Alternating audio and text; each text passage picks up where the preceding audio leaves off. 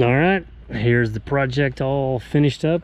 Got 3 loads of dirt spread.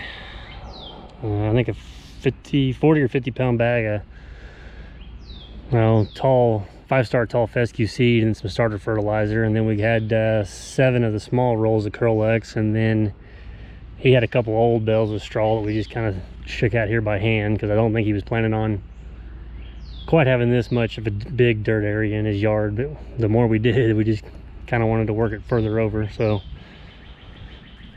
yeah, it's starting to kind of mist and drizzle now, and kind of wet that hay and that straw and stuff down and get it to hold. Yep, got that all graded out, cleaned up, and I'll probably come back by, I told him, in a couple weeks and see how the seed and everything took shape. I mean, it's late July, it's pretty late to be trying to grow grass, but luckily he's got a lot of shade and we've had a lot of moisture this year, so maybe it'll work out all right. That's this morning's project.